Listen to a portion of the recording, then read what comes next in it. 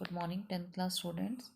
Today in social science, I'm going to continue your history chapter, that is Age of Industrialization. The topics which I'm going to cover today are weavers, Manchester comes to India, problems of Indian factories, early entrepreneurs, market for goods. Now the question is, what happened to weavers? What happened to weavers? How did company eliminated competition, control costs and ensured regular supplies? ठीक है, तो जो company जो east India company है, उन लोगों ने किस तरीके से इंडिया में जो एक कंपटीशन था विद द अदर कंपनीज, जो अदर कंपनीज थे हमारे जैसे French companies and the Dutch companies, ठीक है, उनके साथ किस तरीके से उन लोगों ने जो कंपटीशन था वो एलिमिनेट किया, हटाया वहाँ से, और कॉस्ट जो थी उस पर कैसे कंट्रोल रखा, and how they were able to get the regular supply of the raw materials from India. जैसे बच्चों आपको मालूम है कि इंडिया की उस समय जो रॉ मटेरियल जो था, कॉटन वगैरह जो था, it was in great demand in the other European companies, ठीक है। तो जो ब्रिटिशर्स हैं वो चाहते थे कि they should have the full control over the Indian trade.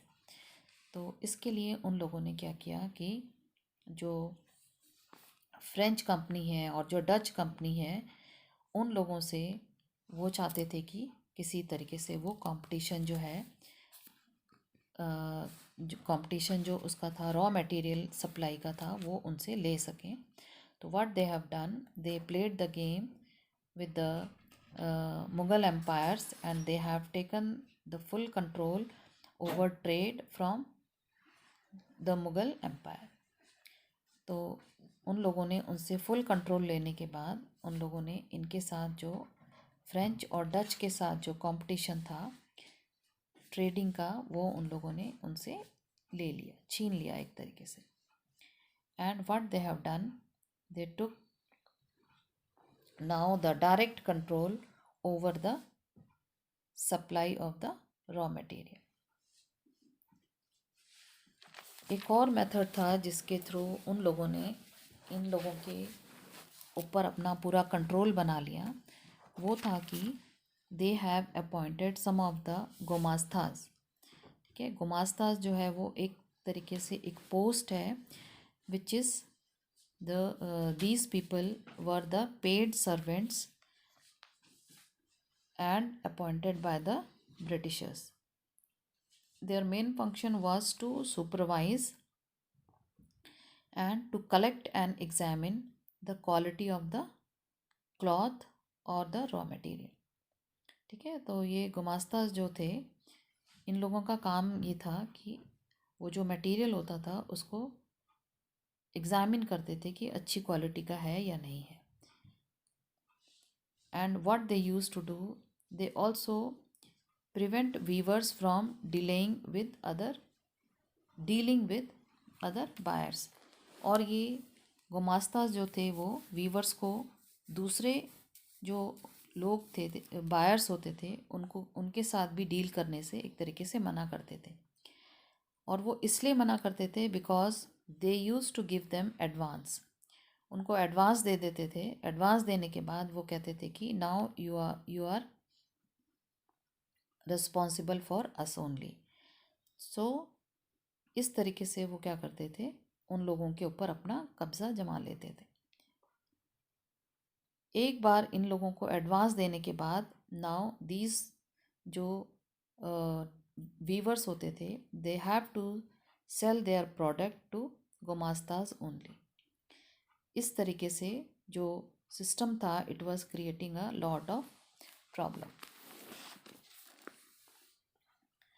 Now the weavers they loss the space to bargain. अब वीवर्स के पास जो था बार्गेन करने का समय नहीं था, क्योंकि they have taken the advance from them and now they have to give their production to gumastas only और टू द ब्रिटिशर्स, क्योंकि उन लोगों से ही उन्होंने लोन लिया है और उन्हीं लोगों को उन्हें अपनी प्रोडक्शन को सप्लाई करना होता था। द अदर इज़ कि जो मैनचेस्टर है कम्स टू इंडिया। मैनचेस्टर जो है वो ब्रिटेन में one of the place is there. तो वहाँ पे क्योंकि उस समय इंडस्ट्रियलाइजेशन हो चुका था, तो वहाँ के जो फिनिश्ड गुड्स जो थे, क्लॉथ जो थे, it was supplied to India. Like industry in Britain, वहाँ पे इंडस्ट्रीज़ ब्रिटेन में है, जो वहाँ से इंडिया से जो गुड्स है, इट इज़ जो रॉ मटेरियल है, it is supplied to that area and there they use to convert it to finished good and then it is sold to India. इस तरीके से they use to get the profit from selling in India. एक यहाँ पे they have given one of the company officials name, that is the Henry पटूलो।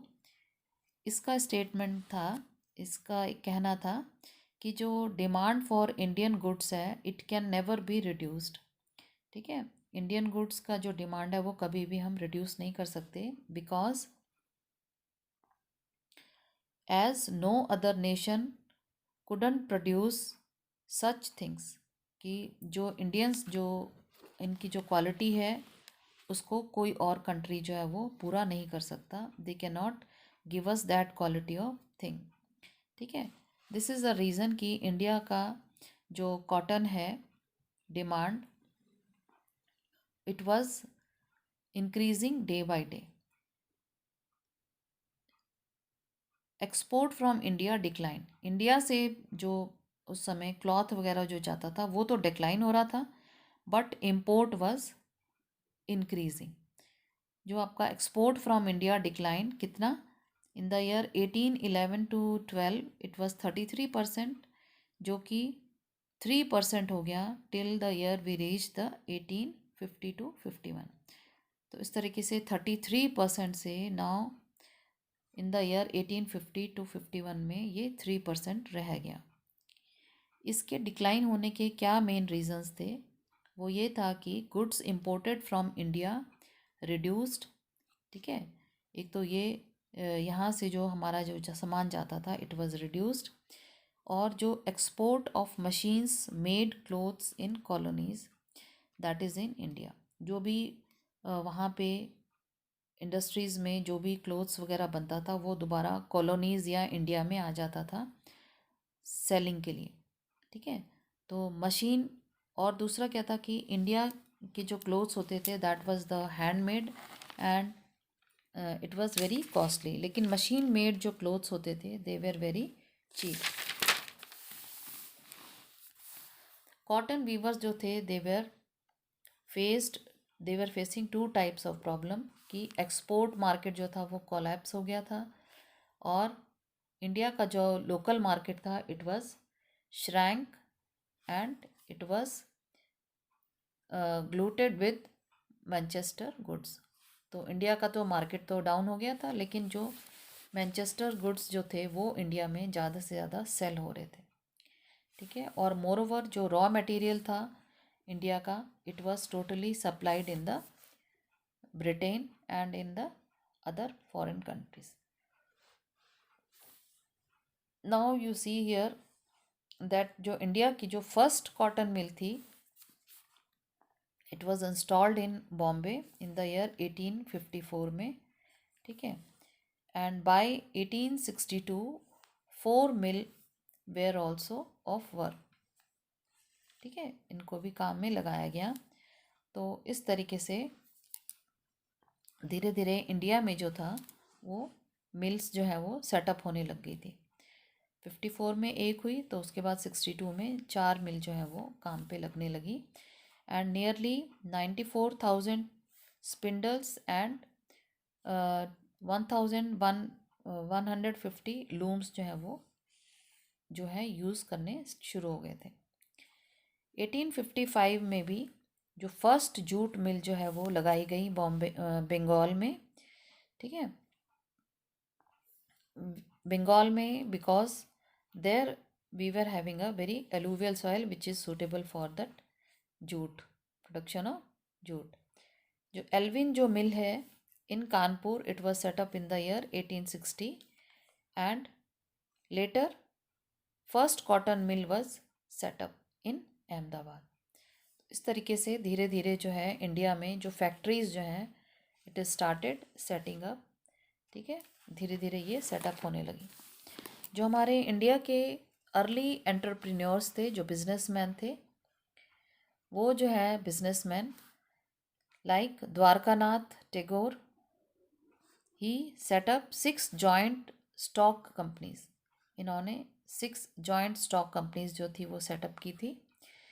ये जो है आपके 1 मार्क क्वेश्चंस में आ जाते हैं।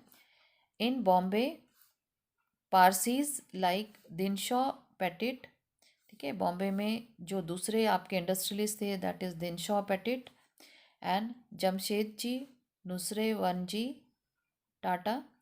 ये आपके हैं जितने भी अंडरलाइन वाले हैं, these are the industrialist of that time.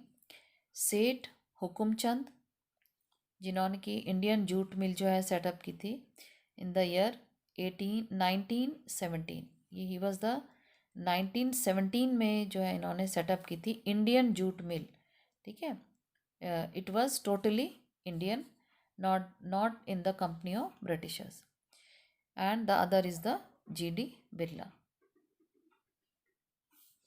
इसके बाद सम अदर अर्ली एंटरप्रेन्योर्स जो हैं वो थे कि they have taken initiative to earn capital in a large scale. ठीक है, not only in India but also from the other countries they started taking the uh, materials and supplying the materials to the other countries. Burma से हो गया आपका, middle east हो गया and आपका east Africa हो गया। ठीक है, अब ये कंट्रीज़ जो थे they also started coming to India, the traders also started coming to India and इन लोगों ने इंडिया में आकर के अपने कुछ कुछ जगह में जो है अपना सिस्टम जो है वो शुरू किया, जिससे कि like it was banking money. ठीक है, लोगों को लोन वगैरह देना, transferring funds from one place to another place and also they use to finance the traders, traders को भी लोन वगैरह ये लोग देते थे। ठीक है, इस तरीके से they have started their business and setting up in India also.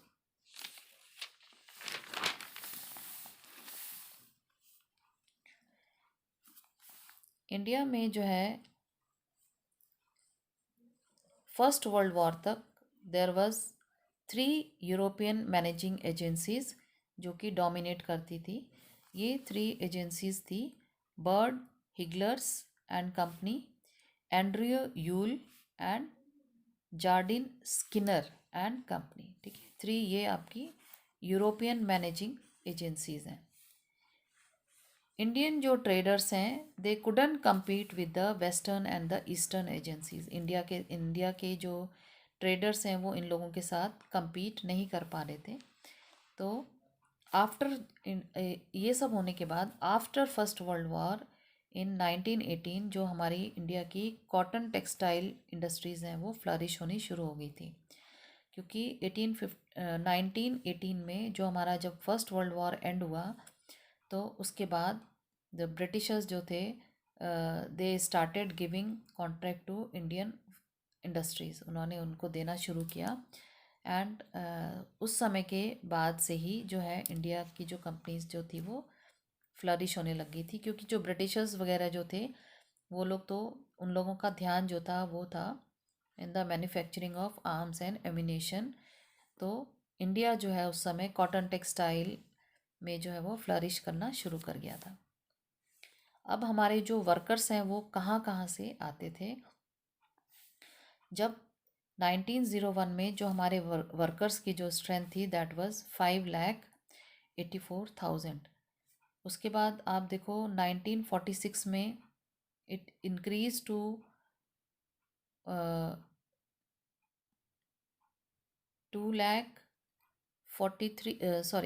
24,36,000, इतने इंक्रीज हो गए एक साथ।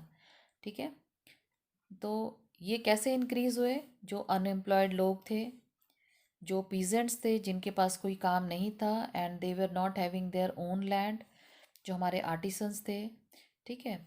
और जो आसपास के डिस्ट्रिक्ट के जो लोग थे, जो कि इंडस्ट्रियल रीजन के आसपास रहते थे, they all move towards this industrial sector to get the job, क्योंकि इनको वहाँ पे जॉब मिल रहा था।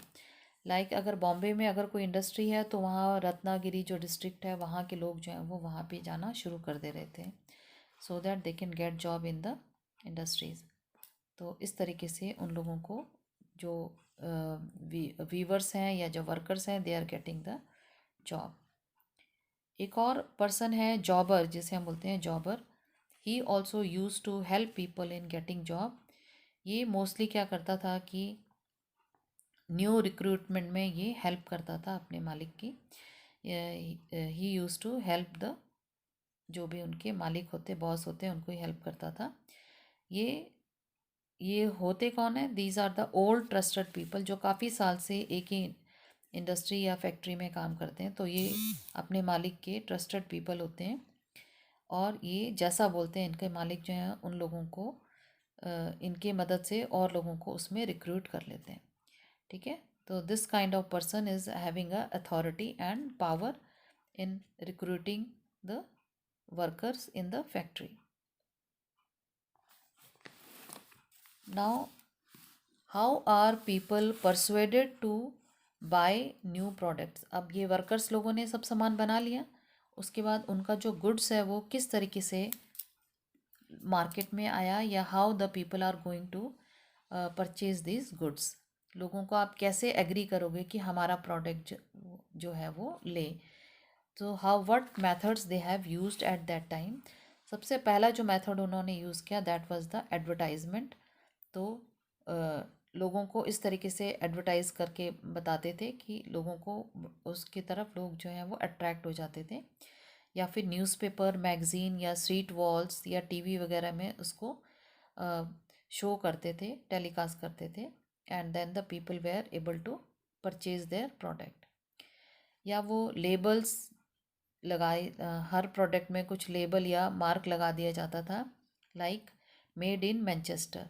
इसके नाम से भी जो लोग हैं वो उनके प्रोडक्ट को ख़रीद लेते थे, क्योंकि उन्हें लगता था कि मैनचेस्टर बाहर के ये बाहर का ये प्रोडक्ट जो है बाहर का है, and it is more durable. कभी कभी गॉड और गॉडेसेस की इमेजेस को भी यूज़ कर लिया जाता था, अब प्रोडक्ट के ऊपर उनको लगा दिया जाता था, और लोग लोग जो हैं वो देवी और देवताओं की पिक्चर को देख करके भी प्रोडक्ट को खरीद लेते थे। नॉट ओनली दिस, जो कभी कभी कृष्णा एंड सरस्वती जो हैं, देवी और जो कृष्ण भगवान हैं और सरस्वती देवी हैं, फॉरेन मैन्युफैक्चरर्स क्या करते थे, इन देवी और देवताओं की फ़ोटो अपने प्रोडक्ट में लगा देते थे, और लोग जो हैं देवी देवताओं की पिक्चर को देख करके उस प्रोडक्ट को खरीद लेते थे। Not only this, sometimes what they use to do, they use to print the calendars, and आपको मालूम है कि लोग जो हैं they use to hang the calendars on the walls, and whenever they see that, and it used to then it used to publicise even their product. कभी कभी लोग जो हैं वो they use to print the figures of emperors and nawabs, and what what that people used to do, they used to give respect to the royal figures, and when they are giving respect to the royal figures, then they are also giving respect to the product also. So in this way, even the nationalism message is also given with the help of this kind of advertisement, and people were forced to buy the Swadeshi products. So this was your chapter completed, and you will be doing the NCRT exercise in your notebook. Also prepare for your pre-board exams, which will be conducted in the written form. Thank you.